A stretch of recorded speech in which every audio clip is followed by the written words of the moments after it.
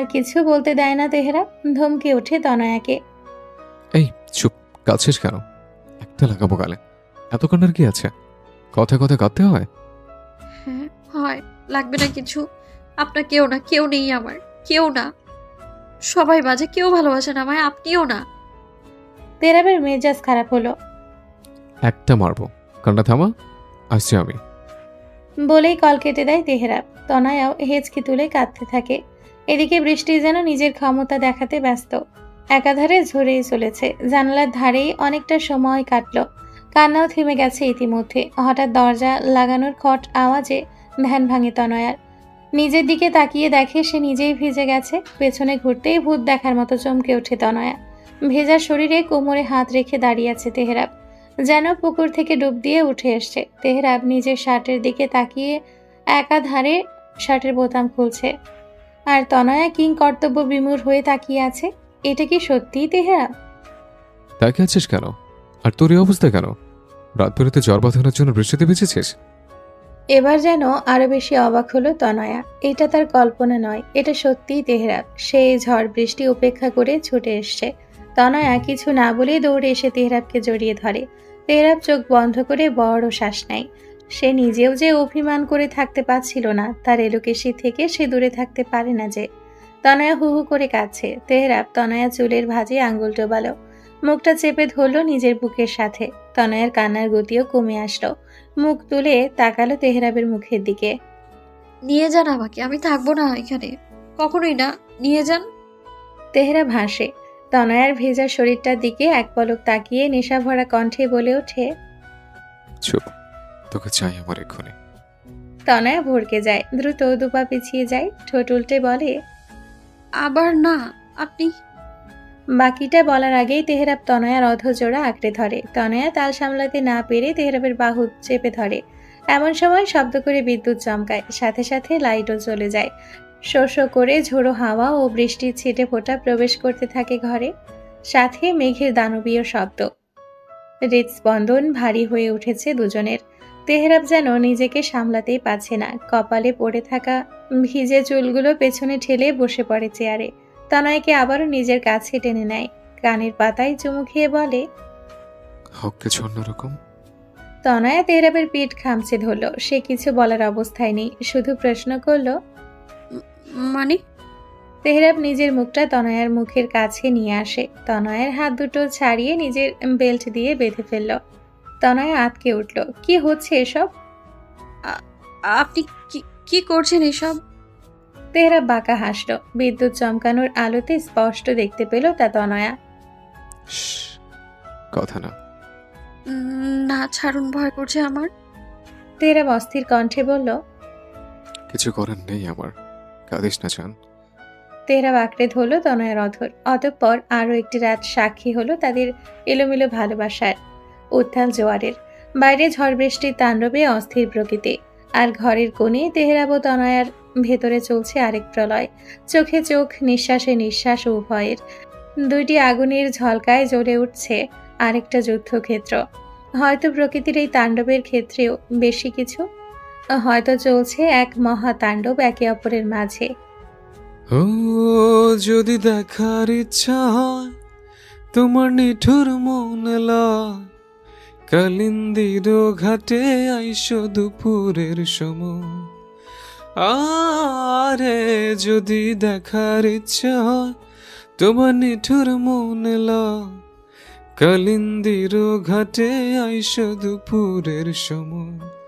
আমি জল ভরিবার ছল করিয়া, আমি জল ভরিবার ছল করিয়া, দেখব নয়ন ভরিয়া, দেখো আসিয়া আমার বন্ধু চিকন কালিয়া, দেখো আসিয়া আমার বন্ধু চিকন কালিয়া, দেখো আসিয়া। থামুন, এবার বাইরে যাব। সকাল হয়েছে অনেকক্ষণ, তবে তেহরাব তনয়কে ছাড়ছে না। তনয়কে জড়িয়ে নিয়ে গান গাইছে সে। কি হলো, ছাড়ুন। তেহরাব তনয়ার চোখের দিকে তাকায়। তনয়া অভিমানে চোখ সরিয়ে নেয়। সরি।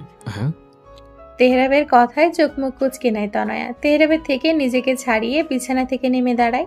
ওনা ঠিক করে দরজার দিকে পা বাড়ায়, যেতে যেতে বলে, লাগবে না আপনার সরি। তনয়া বেরিয়ে যায়। তেহরাব দীর্ঘশ্বাস ফেলে, চোখ জোড়া বন্ধ করে বলল, আর না ভাই, ক্ষমা।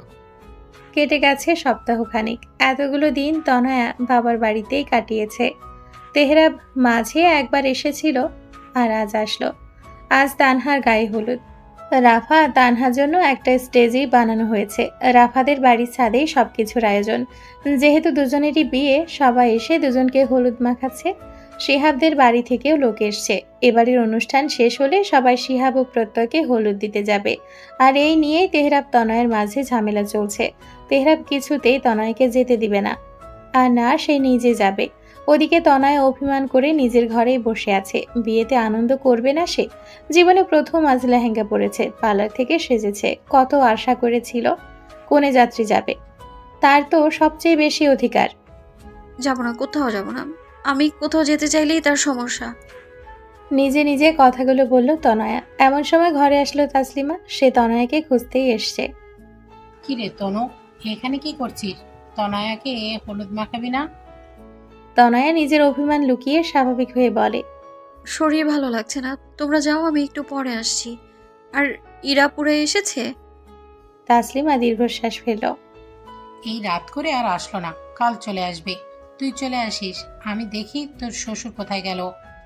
তনয়া জোরপূর্বক হাসল। সব মানুষজন ভিড় করেছে রাফাদের বাড়িতে। যেহেতু সেখানেই সব আয়োজন, তাসলিমা চলে যেতেই তনয়া নাক টেনে আবারও বিছানায় বসে পড়ল। ফোনটা হাতে নিয়ে দেখলো 9টা বেজে গেছে। এতক্ষণে বোধহয় কোনে যাত্রীরা চলেও গিয়েছে। বড্ড কান্না পাচ্ছে তনয়ার। লোকটা এমন কেন? কোনো কিছু নিয়ে আশা করাই উচিত হয়নি। কোথাও আর যাব না। হঠাৎ নজর পড়ে দরজার দিকে। দরজার সাথে হেলান দিয়ে বুকে হাত গুজে দাঁড়িয়ে আছে তেহরাব। আজ নীল রঙের পাঞ্জাবি পরেছে সে, চুলগুলো ছোট করে ফেলেছে। এতে অবশ্য আরো বেশি সুন্দর লাগছে। আর তনয়ের পরনে মিষ্টি রঙের হালকা গুজরাটি লেহেঙ্গা। তেহরাবকে দেখে মুখ ঘুরিয়ে নিল তনয়া। সত্যি বলতে তার খারাপ লাগছে। এই খারাপ লাগাটা কি তেহরাব দেখতে পাচ্ছে না? তনয়া বুঝতে পারলো তেহরাব তার দিকে এগিয়ে আসছে, তাই কিছু না বলে সে নিজেই চলে যেতে উদ্যত হলো। তাই বলে কি তেহরাব তার তনয়াকে যেতে দিবে? তনয়ার হাত ধরে টেনে নিজের কাছে নিয়ে আসলো, কোমর জড়িয়ে মিশিয়ে নিল নিজের সাথে। বাচ্চাদের মতো অভিমান কেন করছিস? তুই জানিস তো তোকে আমি একা ছাড়তে পারি না, ভয় হয় আমার। তনয়া জবাব দেয় না, উল্টো ছাড়া পাওয়ার জন্য ছটফট করতে শুরু করে। তেহরাব এবার কিছুটা গম্ভীর থমথমে গলায় বলে ওঠে, তনয়া, ছটফট করবি না বলে দিলাম। তুই কেন বলছিস না? তোকে একা ছাড়তে পারবো না আমি। তনয়া অভিমানে চোখ ফিরিয়ে নিল। আপনাকে কি যেতে মানা করেছিল কেউ? আপনার জন্য আমিও যেতে পারলাম না, সব আনন্দ নষ্ট করে দিলেন আপনি। কেউ না করেনি, তবে আমার সময় ছিল না। মাত্র আসলাম আমি, আর তোকে আমি কিছুতে একা যেতে দিতাম না। আমি পুরো বাক্য শেষ হওয়ার আগেই তনয়ের নজরে পড়ল তেহরাবের কপালে কাটা দাগটার দিকে। কেমন রক্ত জমাট বেঁধে আছে।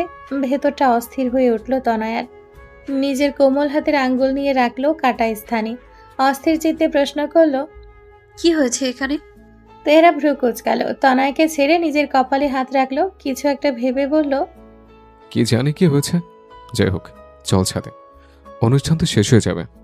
তেহরাব কথা ঘোরানোর চেষ্টা করছে তা ভালো মতোই বুঝতে পারল তনয়া। কারণ শুধু কপালেই না, তেহরাবের হাতেও বেশ অনেকখানি আঘাত। ফর্সা শরীরে সব স্পষ্ট দেখা যাচ্ছে। তেহরাব তনয়ের হাত ধরতে আসে। তনয়া তীক্ষ্ণ দৃষ্টিতে তেহরাবের দিকে তাকিয়ে বলে, কার সাথে মারামারি করেছেন? আপনি কিন্তু কথা দিয়েছিলেন আর ঝামেলায় জড়াবেন না। তনয়ের গম্ভীর কণ্ঠ। তেহরাব চর শব্দ উচ্চারণ করে বলল, আরে বাল, তেমন কিছুই না, চল তো। তনয়া এক পাও নড়ল না, ঠায় দাঁড়িয়ে রইল। শক্ত গলায় বলল, মিথ্যে কেন বলছেন? হঠাৎ কোথাও উধাও হয়ে যাওয়ার কারণটাই বা কি? বলুন, কাকে মেরেছেন আপনি? তেহরাব গম্ভীর দৃষ্টি নিক্ষেপ করলো তনয়ার দিকে। বিরক্তি নিয়ে বলল, বললাম তো কিছু না, এখন সব রেখে ছাদে চল। তেহরাব জোর করে তনয়কে নিয়ে রাফাদের বাড়ির ছাদে চলে আসে। তবে তনয়া এখনো তেহরাবের দিকেই তাকিয়ে আছে।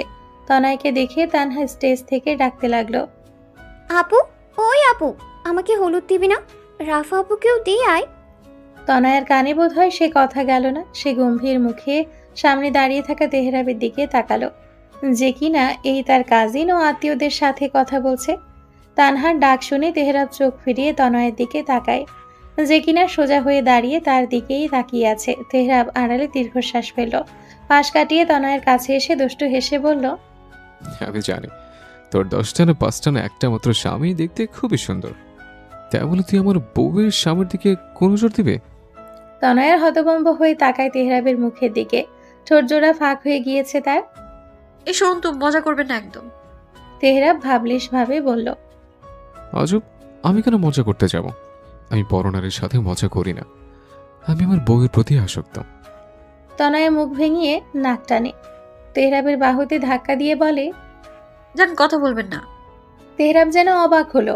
অবাক হওয়ার ভান ধরেই বলল, ছি ছি, কি অশ্লীল মেয়ে, অন্য স্বামীকে জান বলছে।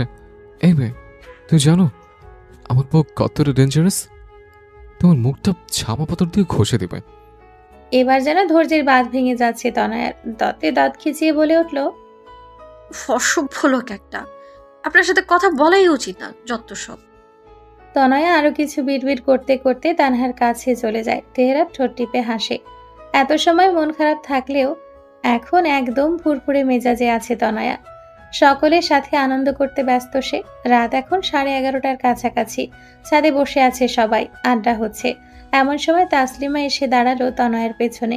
কিছুক্ষণ আগে ফোন আসায় নিচে গিয়েছিল সে। তনু, এদিকে আয় তো মা।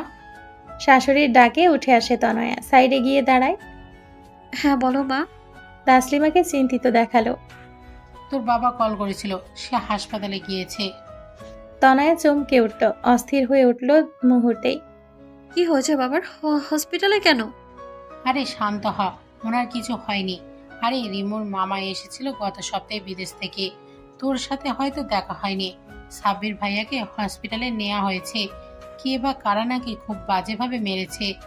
আমার এক্ষুনি বাড়ি যেতে হবে রে, তেরাবকেও পাচ্ছি না। তনয়া থ মেরে দাঁড়িয়ে আছে, তার মাথা ঘুরছে। তার মানে সে যা ভাবছে তাই নাকি? কিন্তু তনয়া, আমি চলে যাচ্ছি। তোর বাবা অটো পাঠিয়ে দিয়েছে, বলল তুই থাক, আর তেহরাব আসলে ওকেও বলিস। তাসলিমা আর তনয়া জবাবের অপেক্ষা করলো না, সিঁড়ি বেয়ে চলে গেল। কিছু একটা ভেবে তনয়াও নিচে আসলো। তাসলিমা অটোতে ওঠার আগে প্রশ্ন করলো, রিমুর মামাকে কখন মেরেছে? কোথায় মেরেছে? তাসলিমা অটোতে উঠে বসলো।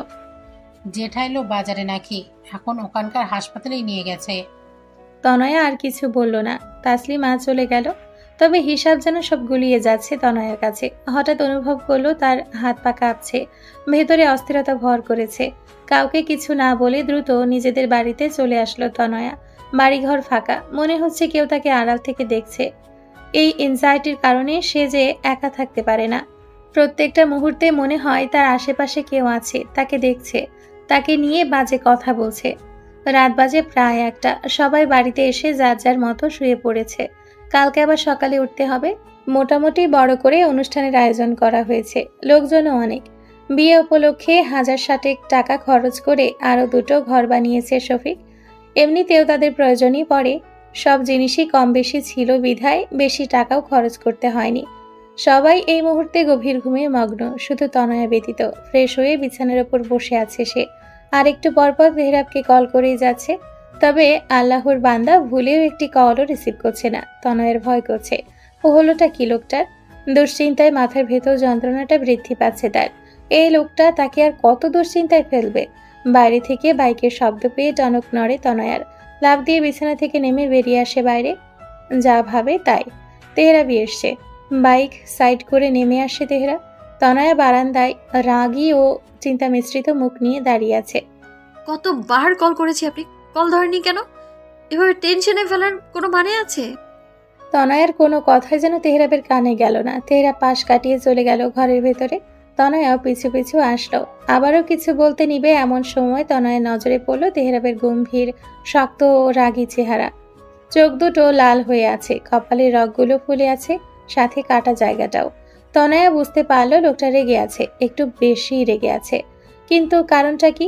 আপাতত নিজের কথাগুলো সাইডে রেখে দরজা বন্ধ করে দিল তনয়া। তেহরাব বিছানায় বসলো। পাঞ্জাবির ওপরে 3টা বোতাম খুলে হাতে ভর দিয়ে উপরের দিকে মুখ করে বসলো। চোখ জোড়া বন্ধ। তনয়া পর্যবেক্ষণ করছে তেহরাবকে। কি হয়েছে বোঝার চেষ্টা করছে সে। তনয়ের কানে ভেসে আসলো তেহরাবের শক্ত ভারী কণ্ঠ। ফ্যানের পাওয়ারটা বাড়িয়ে দে, আর পানি দে একটু। তনয়া কথা না বাড়িয়ে ফ্যানের পাওয়ার বাড়িয়ে দিল। টেবিলে রাখা জগ থেকে পানি ভরে তেহরাবের দিকে এগিয়ে দিল। কিছু সময় আগেই কল চেপে পানি এনেছে সে। তেহরাব সোজা হয়ে বসলো। তনয়ের হাত থেকে গ্লাসটা নিয়ে এক ঢোকে পুরো গ্লাস খালি করলো। ঠোঁট গোল করে শ্বাস ছাড়লো বড় করে। তনয়া গ্লাসটা পুনরায় টেবিলে রেখে ধীর গলায় বলল, আপনার কি হয়েছে? কই ছিলেন এত সময়? তেহরাব তনয়ের দিকে তাকালো। বাম হাত দিয়ে নিজের চুলগুলো খামচে ধরে বলল, কোথাও না, লুঙ্গিটা বের করে দে। তনয়া কথা মতো আলমারি থেকে লুঙ্গি বের করে দিল। তেহরাব কিছু না বলে চুপচাপ পোশাক বদলে নিল। আপাতত তার শরীরে শুধু লুঙ্গিই আছে। তেহরাব গিয়ে বিছানায় উপর হয়ে শুয়ে পড়ল। তনয়া বেশ অবাক হলো, এমন আচরণ তো কখনো করে না। তনয়া কিছু বলতেই যাবে তার আগেই তেহরাব বলে উঠল, লাইট বন্ধ করে শুয়ে পড়। আজানের সময় ডেকে দিস। এখন আপাতত বিরক্ত করিস না। তনয়া কিছু সময় দাঁড়িয়ে রইল। কিছু একটা ভেবে লাইট বন্ধ করে তার পাশে গিয়ে শুয়ে পড়ল। যা জিজ্ঞেস করার কাল সকালেই করা যাবে, এখন বরং ঘুমাক। ফজরের সময়টা সৃষ্টিকর্তার এক নিঃশব্দ আহ্বান, শান্তি, সৌন্দর্য আর অনুপ্রেরণার এক মায়াময় মোহনা। রাতের গভীর নীরবতা যখন ধীরে ধীরে বিদায় নেয়, ঠিক তখনই পূর্ব আকাশে আলোর ক্ষীণ রেখা দেখা যায়। পাখিরা ঘুম ভেঙে মৃদু কণ্ঠে গান গায়, যেন তারা প্রকৃতির প্রথম প্রহরের ঘোষণা দিচ্ছে। আকাশে ঘোলাটে নীল আর হালকা গোলাপি রঙের মিশেল, যেন শিল্পীর তুলিতে আঁকা জল রঙের ছবি। বাইরে শীতল বাতাস। বাড়ির সকলেই উঠে কাজে লেগে পড়েছে। বিয়ে বাড়ি বলে কথা, কাজ তো আর কম নয়। তনয়া নামাজ পড়ে বসে আছে ঘরে, মাথা ব্যথা করছে প্রচুর।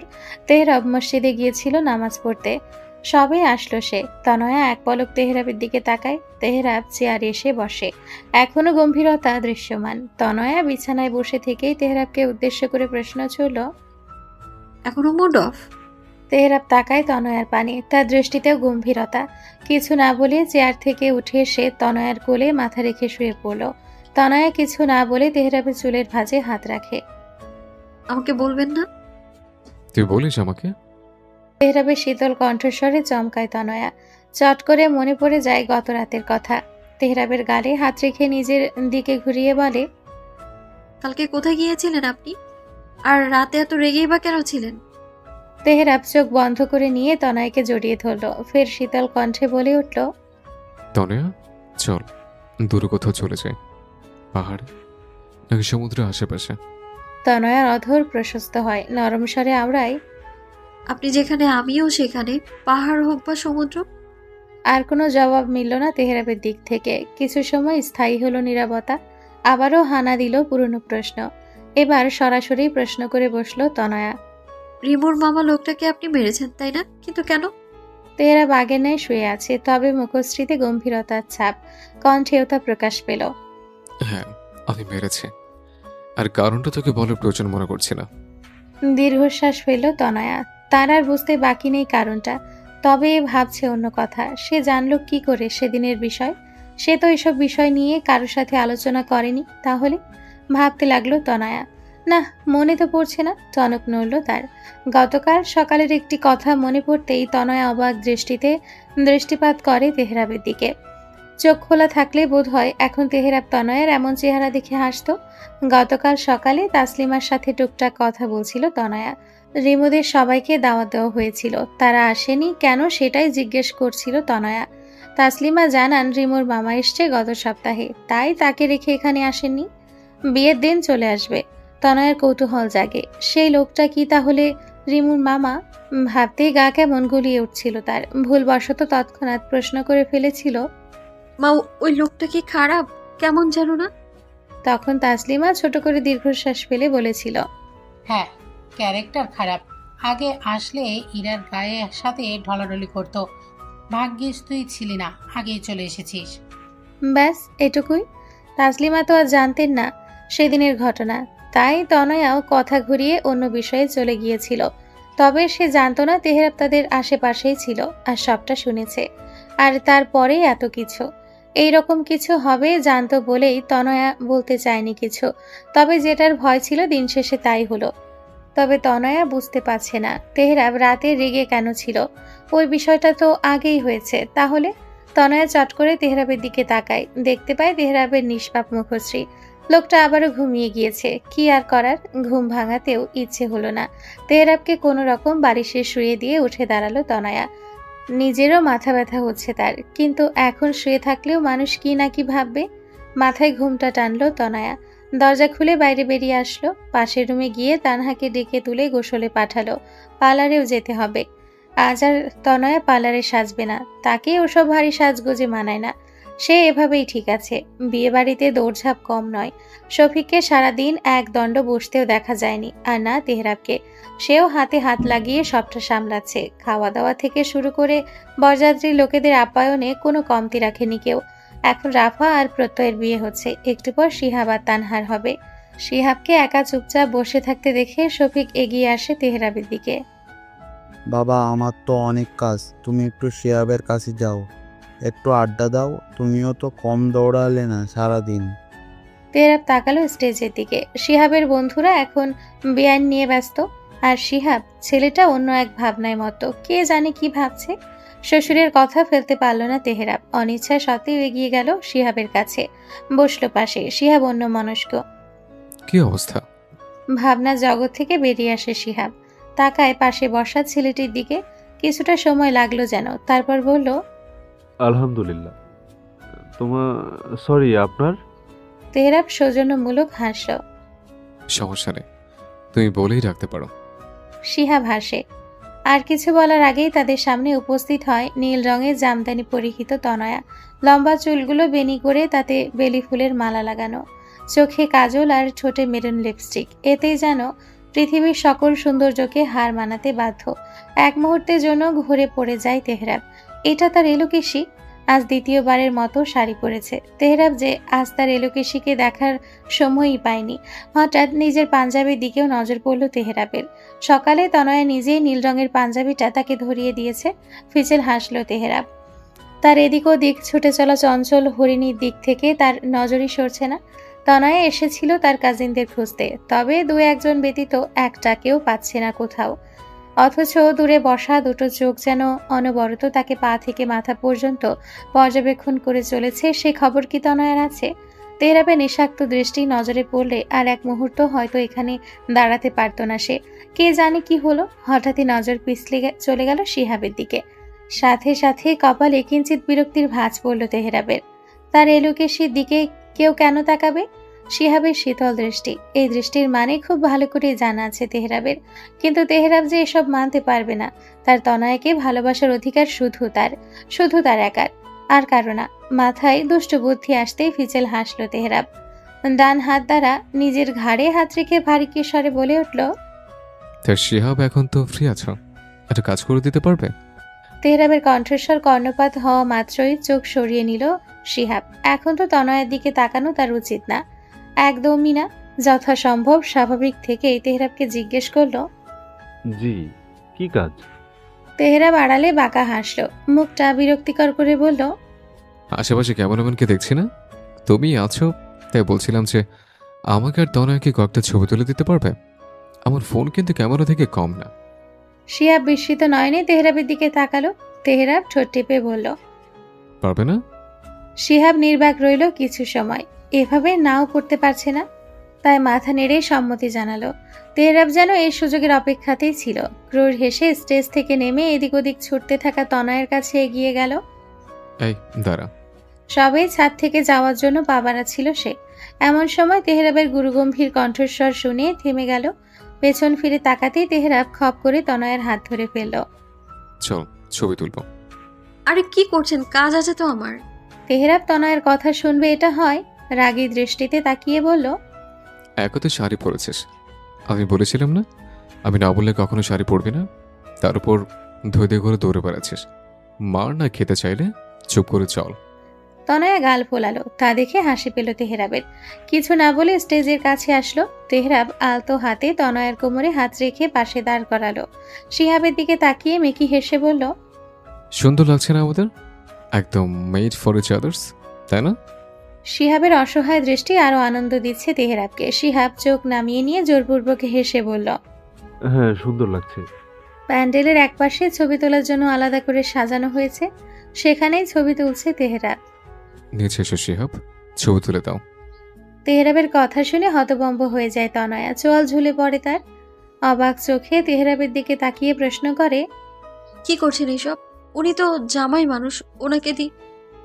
বাকি কথা বলতে পারে না তনয়া। তেহরাবের তীক্ষ্ণ দৃষ্টি নিজের চোখের দিকে পড়তেই মুখ আপনা আপনি বন্ধ হয়ে যায়। শিহাব ইতিমধ্যে নেমে এসেছে। তেহরাব হাসে। জায়গা মতো দাঁড়ায় দুজনে। তেহরাব তনয়ার পেছনে গিয়ে দাঁড়িয়ে তনয়াকে জড়িয়ে ধরে। তনয়ার কাঁধে নিজের চোয়াল রাখে। শিহাব ছবি তুলে দিচ্ছে। তনয়ার লজ্জা করছে এভাবে পোজ দিতে। তবে তেহরাবের ধমকের ভয়ে যেভাবে বলছে সেভাবেই পোজ নিতে হচ্ছে তাকে। আর এসব দেখে রীতিমতো বিরক্ত শিহাব, শুধু প্রকাশ করতে পারছে না। হঠাৎ তনয়াকে কিছু বুঝে ওঠার সুযোগ না দিয়েই তনয়াকে কোলে তুলে নেয় তেহরাব। মুচকি হেসে কপাল ঠেকায় তনয়ার কপালে। আশ্চর্যজনকভাবে তনয়ার বেনিও খুলে গিয়ে ছড়িয়ে গিয়েছে চুল। লজ্জা মাখা চোখে তাকায় তনয়া। ঠিক এইভাবেই ছবিটা তুলে ফেলে শিহাব নিজের অজান্তেই। 10 সেকেন্ডের মাঝেই তনয়া নেমে পড়ে কোল থেকে।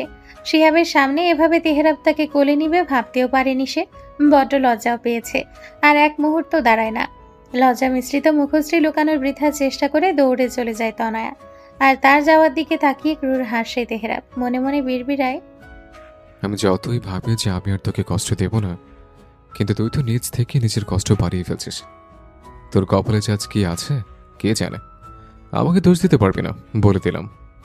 তেহরাব নিজের ঘাড় নিজেই ডলতে থাকে। ঘাড় বাঁকিয়ে শিহাবের চুপসে যাওয়া মুখের দিকে তাকায়।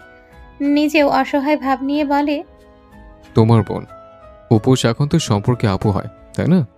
সবচেয়ে বড় কথা হলো আমার বউটা না খুব লাজুক। কি জ্বালায় যে পড়েছে জানো, যে গিয়ে লজ্জা ভাঙে আসে। তেহরাব যেতে নাই। ফোনের কথা মনে পড়তেই আবারও পিছিয়ে যায়। ফোনটা নিজের হাতে নিয়ে মুচকি হেসে বলে, বিবাহিত জীবনের শুভকামনা ও অভিনন্দন শালের জামাই। শালিকাকে দেখে রাখিও। আর হ্যাঁ, থ্যাঙ্কস এত সুন্দর ছবি তুলে দেওয়ার জন্য। অতঃপর ব্যঙ্গাত্মকভাবে ফিচেল হেসে ফোনটা ঘোরাতে ঘোরাতে চলে আসে তেহরাব। যেতে যেতে ঠোঁট নেড়ে বিড়বিড়ালো, যা তেহরাবের তা শুধু তেহরাবেরই, তাতে কারো নজর পর্যন্ত প্রযোজ্য নয়। আর তনয় তো আমার গোটা পৃথিবী, আমার সব কিছু। ওর ক্ষেত্রে এক চুলও ছাড় নেই। ভুলক্রমে তাকালেও অন্তরাত্মা ঝলসে যাবে। আমি তেহরাব, আর তনয় শুধু তেহরাবেরই। বিয়েবাড়ির লোক সমাগমে তনয়াকে খুঁজে পাওয়া মুশকিল। পেলেই বাকি, ও মেয়ে কি আসবে তার কথা মতো?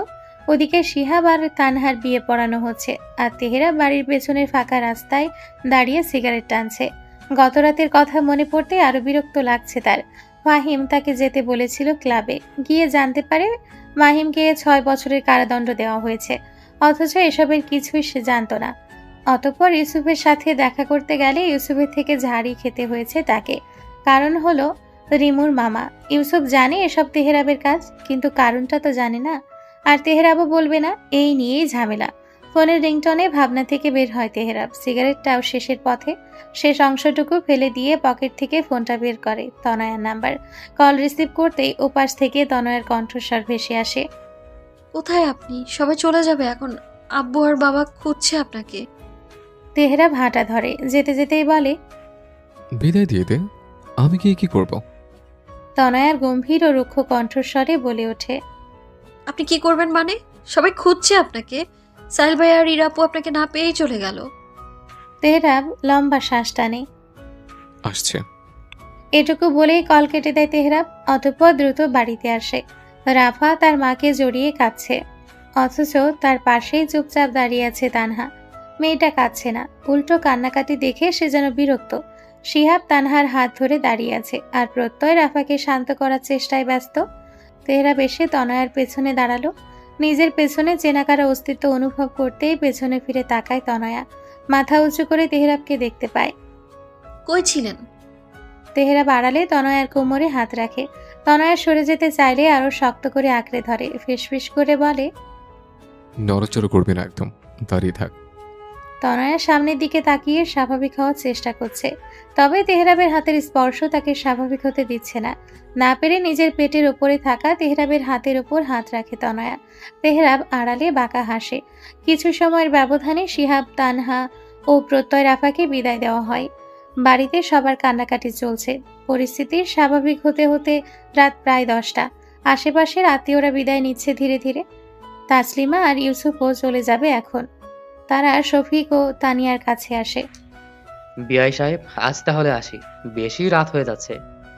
ইউসুফের কথা শুনে শফিক উঠে দাঁড়ালো। আজকে থেকে যান ভাই, একটা রাতেই তো বিষয়। ইউসুফ সৌজন্যমূলক হাসে।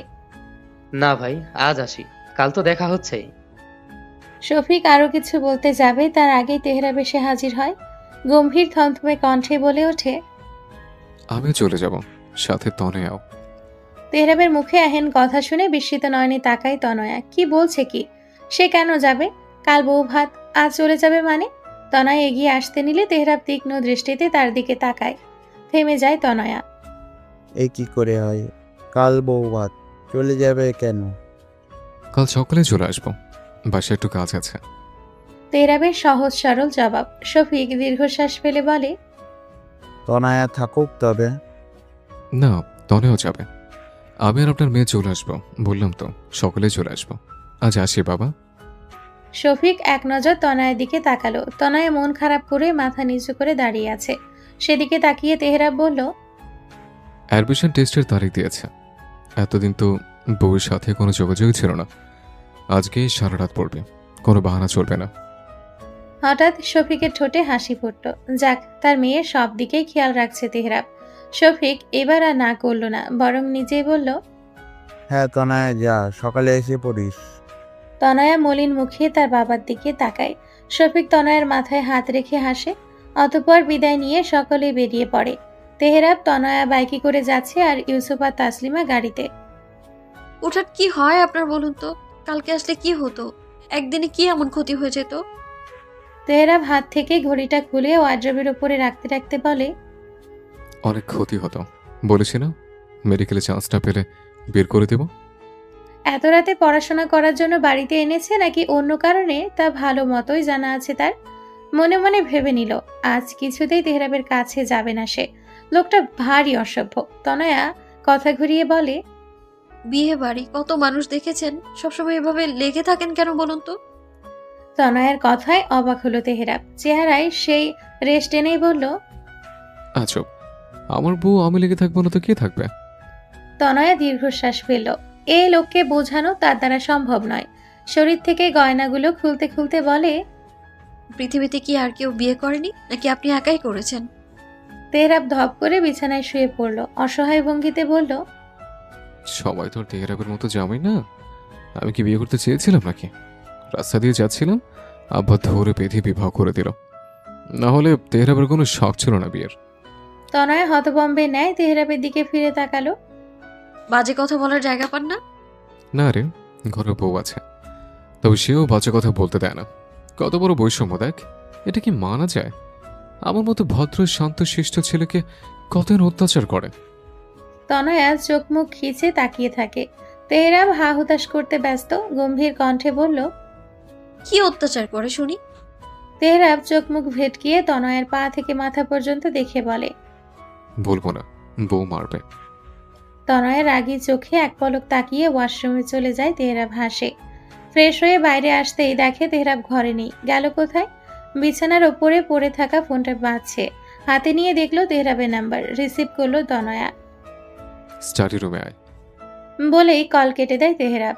তনয়া শুকনো ঢোক গিলে। আজ না জানি আবার কি করে। যাবে কিনা যাবে না সেটাই ভাবতে থাকে। আবারও ফোন বেজে ওঠে। এবার আর কিছু না ভেবে হাঁটা ধরে স্টাডি রুমের উদ্দেশ্যে। চেয়ার টেনে বসে আছে তেহরাব। মনোযোগ দিয়ে বইগুলো পর্যবেক্ষণ করছে। তেহরাবকে সিরিয়াস দেখালো, তবে তনয়ার মনে তো অন্য কিছু চলছে। সত্য বলতে ভয় হচ্ছে তার। দাঁড়িয়ে আছিস কেন? জলদি আয়। তনয়া চমকায়। লোকটা বুঝলো কি করে সে এসেছে। তেহরাব তো পেছনেও তাকায়নি। দ্রুত। তনয়া লম্বা শ্বাস টানে। এসে বসে তেহরাবের পাশে। তেহরাব কয়েকটা প্রশ্ন বের করে তনয়ার দিকে এগিয়ে দেয়। এগুলো দেখ, গত 4 বছরের মেডিকেলের প্রশ্ন। প্রশ্ন কেমন টাইপের হবে কিছুটা হলেও বুঝতে পারবে। আর অবশ্যই বায়োলজিতে ফোকাসটা বেশি করতে হবে। তনয়া প্রশ্নগুলো দেখলো। সবকিছুই তার চেনা জানা প্রশ্ন, তবে কিছু কিছু প্রশ্ন একটু ঘুরিয়ে করা। যার দরুন কনফিউশন কাজ করে। কালকে রুটিন তৈরি করে দেব, কোন সময় কোন সাবজেক্ট পড়বি সবটা সময় মাফিক বলে দেব।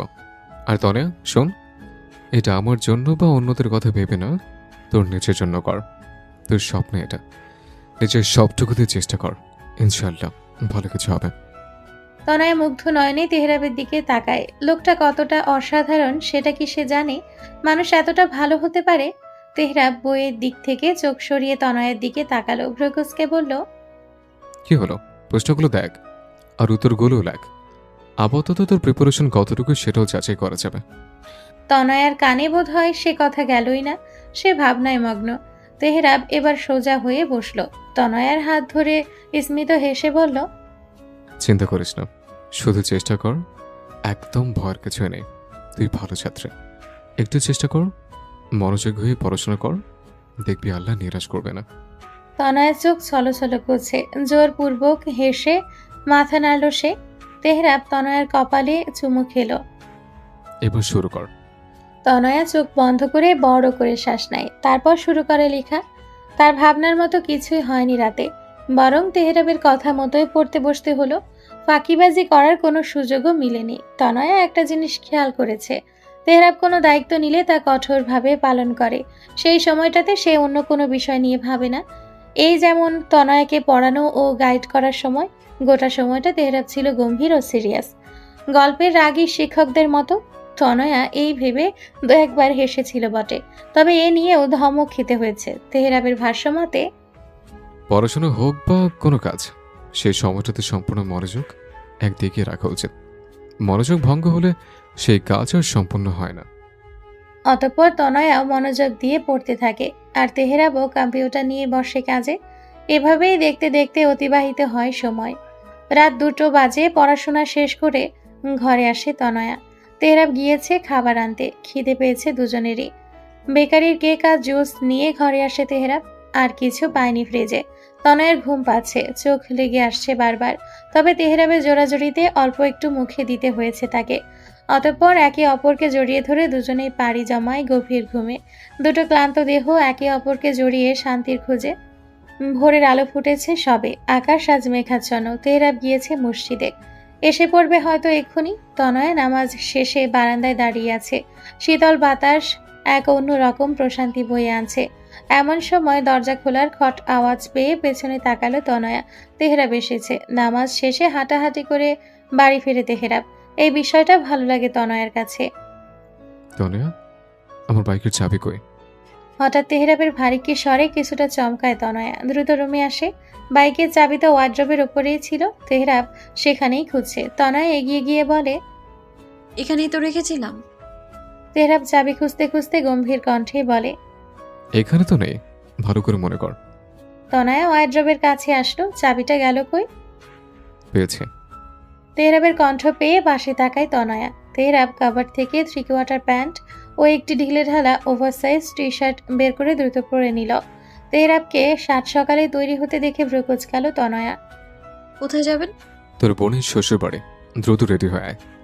তনয়া চমকায়, এত সকাল সকাল কেন যাবে?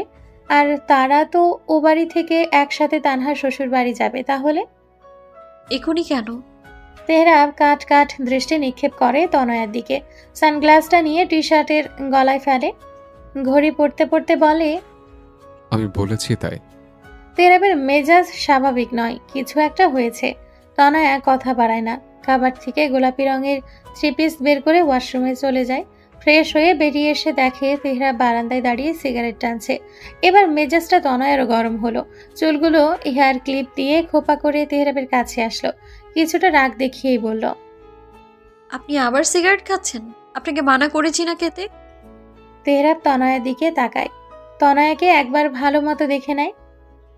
মাথায় ঘুমটা দে, চল। নিজের প্রশ্নের জবাব না পেয়ে রাগটা আরও বাড়ল তনয়ার। তেহরাব হাত ধরতে আসলে তনয়া পিছিয়ে গিয়ে বলে, আমি কি বলেছি শুনতে পাননি আপনি? আমি না করার পরেও সিগারেট কেন খাচ্ছেন আপনি? বিরক্তিকর। তনয়া দাঁতে দাঁত খিচে বেরিয়ে যেতে নিলে তৎক্ষণাৎ তেহরাব তনয়ার হাত ধরে ফেলে, এক টানে নিজের সামনে এনে দাঁড় করায়। ক্রুর হেসে সিগারেটের টান দিয়ে ধোয়া ছাড়ে তনয়ার মুখের ওপর। তনয়া চোখ মুখ কুঁচকে নেয়, এবার সত্যি সত্যিই অসহ্যকর লাগছে। তনয়া ছাড়া পাওয়ার জন্য ছটফট করতে লাগলো। তেহরাব আরো শক্ত করে তনয়াকে নিজের সাথে চেপে ধরলো। সিগারেটটা নিচে ফেলে দিয়ে তনয়া চুলের ক্লিপটা খুলে দিল। লম্বা কালো চুলগুলো সাথে সাথে ছড়িয়ে গেল শরীরে। হাত রাখলো চুলের ভাঁজে।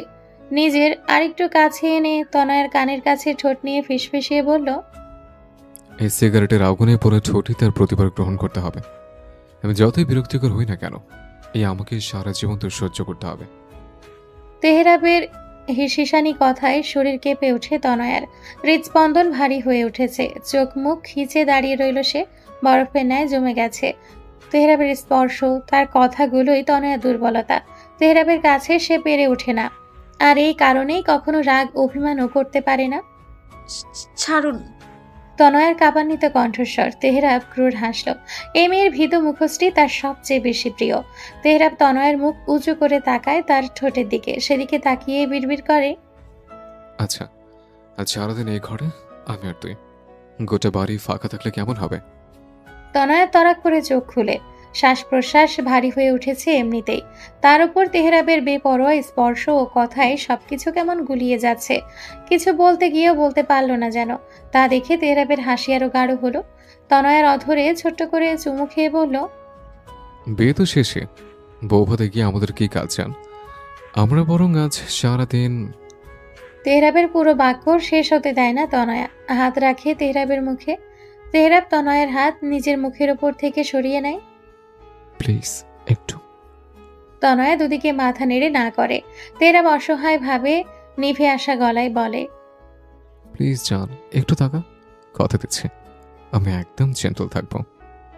তনয়া তেহরাবকে মৃদু ধাক্কা দিয়ে বলে, উফ, না ছাড়ুন। তেহরাব ছাড়ে না। উল্টো তনয়ার গালে কপালে নিজের অধর ছোঁয়ায়। হাসকি স্বরে বলে, আচ্ছা তোর ইচ্ছে, তবে রাতে কিন্তু ছাড় নেই, উল্টো আরো ভারী পড়বে। তনয়া তড়াক করে চোখ খুলে তাকায়, বড় বড় চোখ করে। শুকনো ঢোক গিলে বলে, প্লিজ না। তোর হাতেই সব, এবার বল। তনয়া আর কিছু বলতে পারে না, শুধু চোখ জোড়া বন্ধ করে নেয়। তেহরাব পেয়ে যায় তার কাঙ্ক্ষিত জবাব। তেহরাব তৎক্ষণাৎ আঁকড়ে ধরে তনয়ার অধর জোড়া। তনয়াও আঁকড়ে ধরল তেহরাবের টি শার্ট। সেই অবস্থায় তনয়াকে কোলে তুলে নেয় তেহরাব। বারান্দা থেকে প্রস্থান করে প্রবেশ করলো রুমে। শব্দ করে বন্ধ করে দিল দরজা। হয়তো আবারও তারা মত্ত হবে ভালোবাসায়, একে অপরের বেপরোয়া স্পর্শে। নীল রঙের লেহেঙ্গার সাথে ভারী সাজে দারুণ লাগছে তানহাকে। আর হালকা গোলাপি রঙের লেহেঙ্গা পরে আছে রাফা। দুজনকে অসাধারণ লাগছে। শিহাব প্রত্যয় অতিথিদের আপ্যায়ন করতে ব্যস্ত। ও বাড়ি থেকে লোক চলে এসছে। খেতে বসেছে সকলেই। এমন সময় বাইক নিয়ে হাজির হয় তেহরাব তনয়া। তনয়া কিছু না বলে বাইক থেকে নেমে পড়ে। নিজের মাথায় থাকা ঘোমটাটা টেনে সোজা হয়ে দাঁড়ায়। তেহরাব বাইক সাইড করে, নিজেও চলে আসে তনয়ার কাছে। সকলেই আজব দৃষ্টিতে তাকিয়ে আছে তেহরাবের দিকে। তাকাবেই বা না কেন? বৌভাতের মতো অনুষ্ঠান, আর তেহরাব কিনা 3/4 প্যান্ট আর ওভারসাইজ টি শার্ট পরে এসছে। সকলের দৃষ্টি উপেক্ষা করে তেহরাব তনয়ের হাত ধরে তানহা ও রাফার কাছে যায়। দুজনেই বসে আছে স্টেজে। তনয়া এক পলক তেহরাবের দিকে তাকায়। তেহরাব তনয়ের দিকে ভ্রু নাচিয়ে জিজ্ঞেস করে, কে? তনয়া দুদিকে মাথা নাড়ে, মিনমিনে গলায় বলে, কিছু না। তেহরাব ক্রুর হাসে। তনয়া স্টেজে চলে যায়। সবাই দুই বউয়ের ছবি তুলতে ব্যস্ত। তনয়াকে দেখে রাফা চিৎকার করে ওঠে, এই ফাজল, এতক্ষণ আসার সময় হলো? আমি তো ভেবেছিলাম তুই আসবি না। তনয়া মৃদু হাসে। রাফার চিৎকার শুনে তানহাও পাশে তাকায়। তনয়াকে দেখে উঠে দাঁড়ায়। তনয়া তানহার কাছে গিয়ে ওকে জড়িয়ে ধরে। কেমন আছিস আপু? এত দেরি কেন হলো? তনয়া জোরপূর্বক হাসে, আমতা আমতা করে বলে, আসলে একটু কাজ ছিল। যাই হোক, তুই ঠিকঠাক আছিস তো? তানহা উপর নিচ মাথা নাড়ে। খেয়েছো? তানহার প্রশ্নে তনয়া মৃদু হেসে বলে, না, খাবো এখন, খেয়ে চলে যাব। রাফা ভ্রু কুঁচকায়। চলে যাবি মানে? আমাদের সাথে যাবি না? তনয়া জোরপূর্বক হেসে বলে, না, শ্বশুরবাড়ি যাব।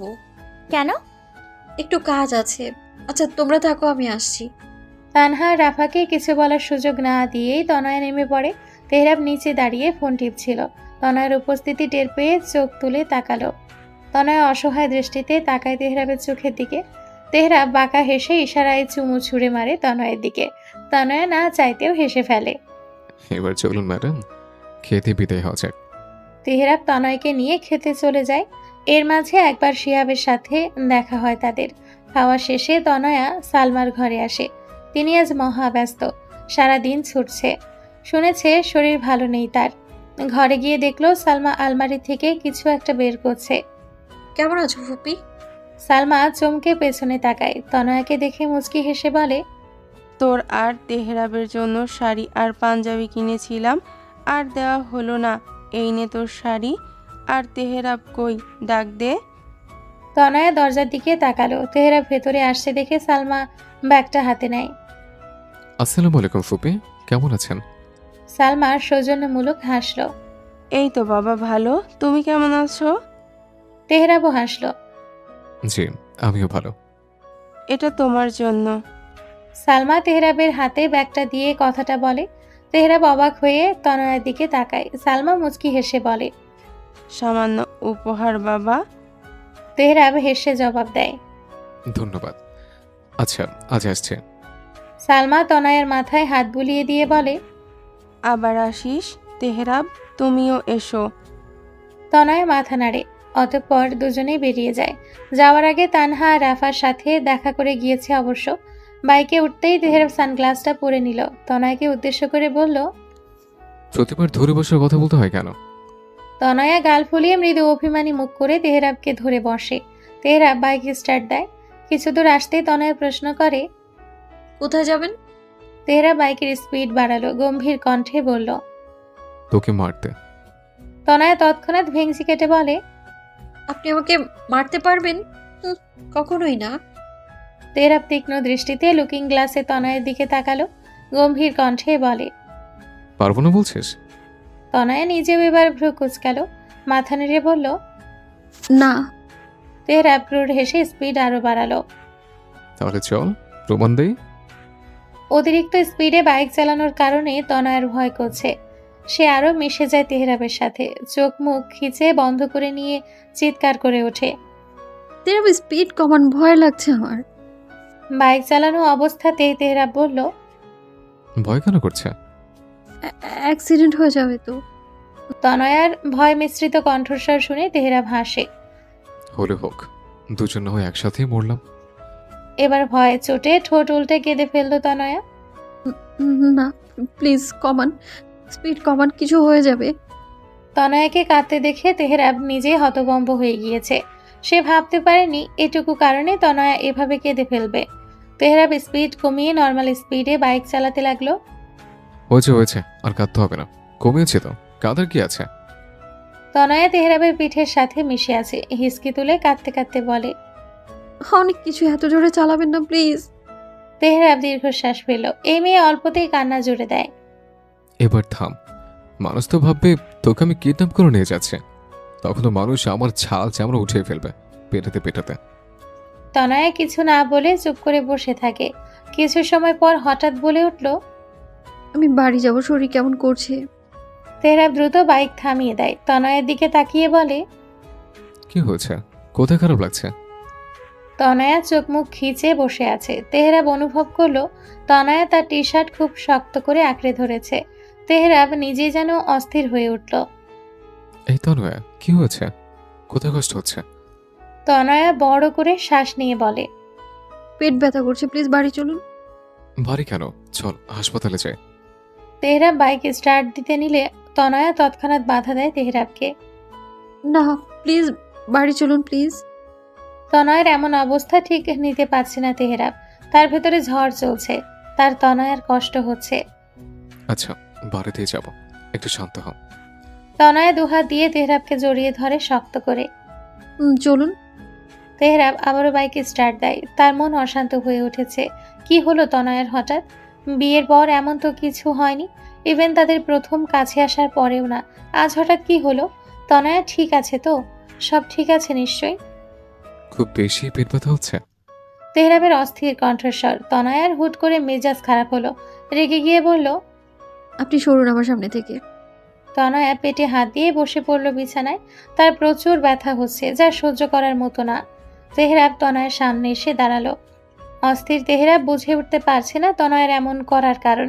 তেহরাব তনয়ের সামনে হাঁটু গেড়ে বসে তার হাত নিজের মুঠোয় নিয়ে বলে, কি হচ্ছে পাখি, এমন করছিস কেন? আমি কি করেছে? তনয়ার ঠোঁটজোড়া কাঁপছে, নিজের হাতটা চট করে ছাড়িয়ে নিয়ে বলে, কিচ্ছু করেননি, আপনি প্লিজ যান এখান থেকে, অসহ্য লাগছে আমার সবকিছু। তেহরাব যেন আরো পাগল পাগল হয়ে উঠল, তনয়কে শক্ত করে জড়িয়ে নিল। এবার তনয়াও শক্ত করে কেঁদে উঠল, নিজেও জড়িয়ে ধরল তেহরাবকে। সরি জান, সরি। আর এমনটা করবো না, প্লিজ কাঁদিস না। চল হাসপাতালে। তেহরাবকে পুরো কথা শেষ করতে দিল না তনয়া, তার আগেই চোখ মুখ খিচে তেহরাবের বুকে মাথা লুকিয়ে বলে উঠল, আপনি আপনি বাবা হতে চলেছেন। কান্নার শব্দ বৃদ্ধি পেল, ফুপিয়ে ফুপিয়ে বলে উঠল, কিন্তু আমার এখন ভয় করছে, ওর কিছু হয়ে যাবে না তো? তেহরাব থ মেরে দাঁড়িয়ে আছে, তার চোখের সামনে সবকিছু যেন গোল গোল ঘুরছে। সে বাবা হতে চলেছে, বারবার কানে বাড়ি খাচ্ছে একই বাক্য। কিছু বলার শক্তিটাও আপাতত পাচ্ছে না। তেহরাবের হৃদস্পন্দনের গতি বেড়েছে, তাই স্পষ্টই বুঝতে পারছে তনয়া। বুঝতে পারছে ধুকপুক আওয়াজ। হঠাৎ করে তনয়াকে ছেড়ে দেয় তেহরাব। তনয়া চমকায়, কি হলো? তেহরাব দুপা পিছিয়ে গেল। তনয়া ভেবে পেল না তেহরাবের এমন করার কারণ। এমনিতেই পেটের যন্ত্রণায় দাঁড়িয়ে থাকতে পারছে না। তেহরাবের মুখশ্রী আরো গম্ভীর হলো, কর্কশ আওয়াজে প্রশ্ন করলো, কতদিন? তনয়া মাথা নিচু করে ছোট্ট করে জবাব দিল, 2 মাস। তনয়া আর তাকালো না, তবে তেহরাব সে আগের মতোই। তার চোয়াল শক্ত হচ্ছে, দাঁতে দাঁত পিষে জিজ্ঞেস করলো, কবে জেনেছিস? তনয়া আগে নেই দাঁড়িয়ে থেকেই বলল, যেদিন আপনি রাগ করে আমাকে ওই বাড়ি দিয়ে আসলেন। রাগে শরীর কাঁপছে তেহরাবের। নিজের কপাল চেপে ধরে নিজেকে শান্ত করার বৃথা চেষ্টাও করলো একবার, তবে পারল না। ঝাঁঝালো কণ্ঠে বলে উঠল, আমার ইচ্ছে করছে এক্ষুনি তোর গালে কষিয়ে দুটো চড় মারি। তেহরাবের ধমকানো স্বরে বলা কথা শুনে কেঁপে উঠল তনয়া। সাথে ভারী হলো হৃদস্পন্দন।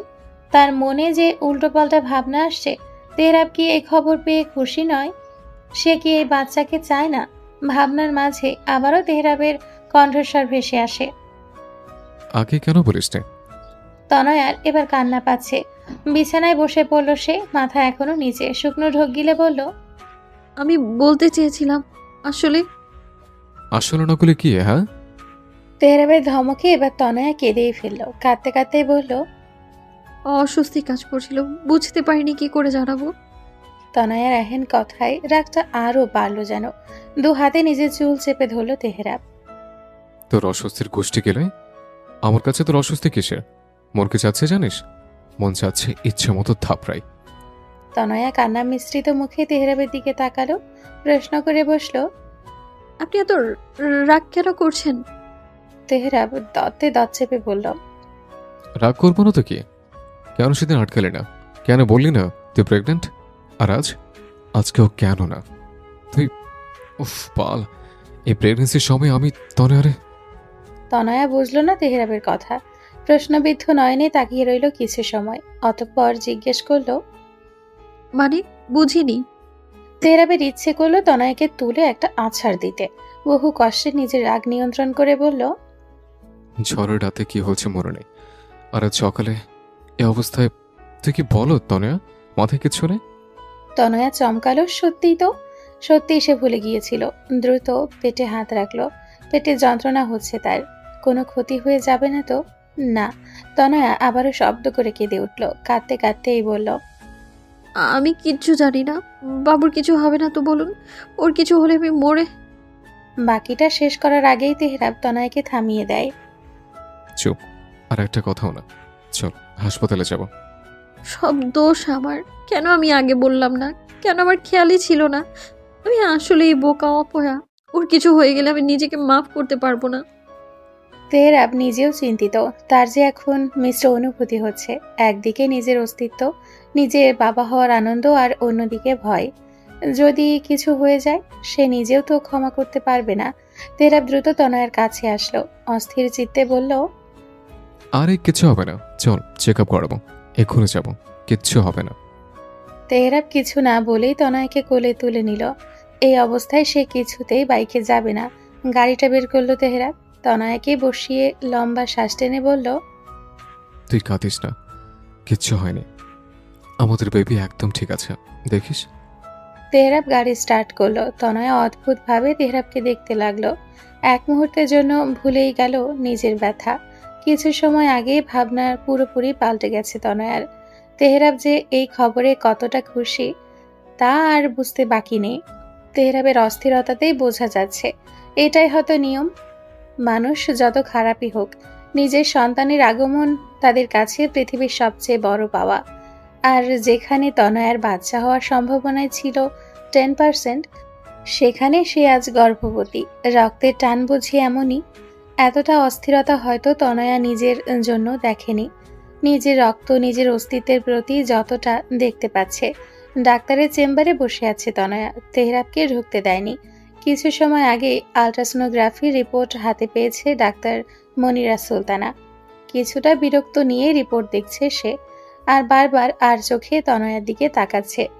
তনয়াকে ওষুধ দেওয়া হয়েছে, সেটা নেওয়ার পর ব্যথা কমেছে অবশ্য। তবে বাচ্চা কেমন আছে সেটা জানার জন্য চিন্তামগ্ন সে। ডাক্তার ফাইলটা টেবিলে রাখলো। তনয়ার দিকে তাকিয়ে প্রশ্ন করলো, প্রেগনেন্সি নিয়ে কোনো প্রবলেম ছিল? তনয়া শুধু হালকা উপর নিচ মাথা নাড়ল। ডাক্তার মনিরা স্বভাবতই গম্ভীর। তিনি গম্ভীরতা বজায় রেখেই বলল, সেই রিপোর্টগুলো কেন আনোনি? তনয়া মিনমিনিয়ে বলল, আসলে খেয়াল ছিল না, হুট করেই পেটে ব্যথা শুরু হয়েছিল। ডাক্তার মনিরা নিজেও মাথা দুলালেন। একটু রাগ দেখিয়েই বললেন, প্রথমত সমস্যা ছিল এবং সেই সমস্যার কারণে এই সময়টাই তোমার পুরোপুরি রেস্টে থাকা উচিত। এমনিতেই প্রেগনেন্সি তোমার জন্য রিস্ক। কিছু করার আগে ডাক্তারের পরামর্শ নেওয়া উচিত ছিল। তনয়া চুপ করে বসে রইল। কি বলবে সে? মনিরা বলল, আজকাল ছেলে মেয়েদের কোনো কন্ট্রোলই নেই। প্রেগনেন্সির খবর পেয়েছে আরো সপ্তাহখানেক আগে, অথচ এই অবস্থাতেও অসহ্য। শেষ কথাটা বিড়বিড় করে বললেও স্পষ্টভাবে শুনতে পেল তনয়া। কিছুটা লজ্জাও পেল। এমন বিব্রতকর পরিস্থিতিতে পড়তে হবে জানা ছিল না তার। তনয়াকে চুপ করে থাকতে দেখে মনিরা বলল, যাই হোক, পুরোপুরি রেস্টে থাকবে এবং প্রতি মাসে 2 বার চেক আপ করাবে। আপাতত কিছু মেডিসিন দিচ্ছি 15 দিনের জন্য, তবে 15 দিন পরে আবারও চেক আপ করাতে হবে। তখন সেই অনুযায়ী ওষুধ পাল্টাতে হবে। তনয়া দুদিকে মাথা নাড়ে। মনিরা প্রেসক্রিপশন লিখতে লিখতে বলে, সবচেয়ে ইম্পর্টেন্ট বিষয় হলো তোমার স্বামীকে বলবে গোটা প্রেগনেন্সির জার্নিতে সে যেন তোমার কাছে না আসে। কোন কাছে আসার কথা বলেছি বুঝেছো নিশ্চয়ই? তনয়া চোখ মুখ খিচে বন্ধ করে নেয়। ডাক্তার মনিরা নার্সকে বলে তেহরাবকে ডেকে আনতে। তেহরাব অস্থির হয়ে ভেতরে আসে। সব ঠিক আছে তো আন্টি? মনিরা তেহরাবের দিকে তাকালো না। প্রেসক্রিপশনটা তনয়ার হাতে দিয়ে তেহরাবকে উদ্দেশ্য করে বলল, ওকে পুরোপুরি রেস্টে রাখবে। অন্যদের আর তোমার বইয়ের পরিস্থিতি এক নয়, সেহেতু সেভাবেই ট্রিট করবে। তনয়া আর চোখে তেহরাবের দিকে তাকালো। তেহরাব অসহায় চোখ করে মনিরার দিকে তাকিয়ে আছে। আন্টি, মনিরা চোখ তুলে তাকালো, গম্ভীর কণ্ঠে বলল, ব্যক্তিগত কোনো কথা থাকলে আমি শুনতে চাচ্ছি না। আশা করছি সেসব নিয়ে কথা বলবেন না। তেহরাব থেমে যায়। তনয়া প্রশ্নবিদ্ধ নয়নে তেহরাবের দিকে তাকায়। তেহরাব কি ডাক্তার মনিরার পরিচিত? পরিচিত হলে এমন ব্যবহার কেন করছে? জয়ী, আর কোনো রোগী দেখতে পারবো না, আমার যাওয়ার সময় হয়েছে। নার্স তনয়ার দিকে তাকিয়ে বলল, আপনারা আসতে পারেন। তনয়া উঠে দাঁড়ালো, পা বাড়ালো বাইরের দিকে। তেহরাব এক পলক ডাক্তার মনিরার দিকে তাকিয়ে চলে আসলো। গাড়িতে বসতেই তনয়া প্রশ্ন করলো, উনি কি আপনার পরিচিত? তেহরাব তনয়ার দিকে তাকালো, চোখ বন্ধ করে লম্বা শ্বাস টেনে বলল, ছিল এক সময়। তনয়া কিছু বলতে চেয়েও বলল না। তেহরাব গাড়ি স্টার্ট দিল। আসার পথে মেডিসিনগুলো নিয়ে এসেছে। বাড়িতে ফিরতে ফিরতে তখন রাত। আকাশ আজ পরিষ্কার, সাথে মৃদু বাতাস। তাসলিমা ইউসুফ কিছু সময় আগে ফিরেছে। তেহরাব কিছু না বলে তনয়াকে নিয়ে নিজের রুমে চলে আসে। তনয়া ফ্রেশ হয়ে বিছানায় বসে। তেহরাব সোফায় হেলান দিয়ে সিলিংয়ের দিকে তাকিয়ে আছে। গভীর চিন্তায় মগ্ন সে। তবে কি চিন্তা? শুনছেন? তেহরাব আগের নাই থেকে জবাব দেয়। একটু নিচে যাই। তেহরাব আর চোখে তনয়ার দিকে তাকালো, মাথা নেড়ে বলল, নিচে গিয়ে কাজ খেয়ে রেস্ট নেয়। আমি খাবার নিয়ে আসছি, খেয়ে পড়তে বসবে। বই এই ঘরে এনে দিচ্ছে। তেহরাব উঠে যেতে নিলে পিছু ডাকে তনয়া। শুনুন, তেহরাব তনয়ার দিকে ফিরে তাকায়। বল। মা বাবাকে কি আপনিই জানাবেন? তেহরাব কপাল কুঁচকে বলে, না, আমার শাশুড়ি এসে জানিয়ে দিবে। এই সুযোগে রেড কাউটা হাতাতে পারবো। তনয়া মুখ ভেঙায়। তেহরাব হেসে চলে যায়। মাথায় ঘুমটা টেনে চুপচাপ বসে আছে তনয়া। বড্ড অস্বস্তি হচ্ছে তার। আশেপাশে তার অনেক মানুষ, রিমু, রিমুর মা, তাসলিমা, পাশের বাসার এক চাচি, সবাই তার রুমে। তেহরাব সবটাই জানিয়েছে তাসলিমাকে। আর এমন একটি খুশির খবর পেয়ে তৎক্ষণাৎ সবাইকে জানিয়েছে সে তার নাতি নাতনি আসতে চলেছে। এর থেকে খুশির খবর কি হতে পারে? সকলেই নানা রকম পরামর্শ দিচ্ছে তনয়াকে। তনয়া শুধু শুনছে, এছাড়া আর কিছু করারও নেই তার। তানিয়া অবশ্য সবার আগে জেনেছে খবর, তবে তাসলিমা তাদেরও কল করে জানিয়েছে। ওদিকে তেহরাব বেরিয়েছে বাইরে। রাত এখন 11টার বেশি, ফেরার নাম নেই।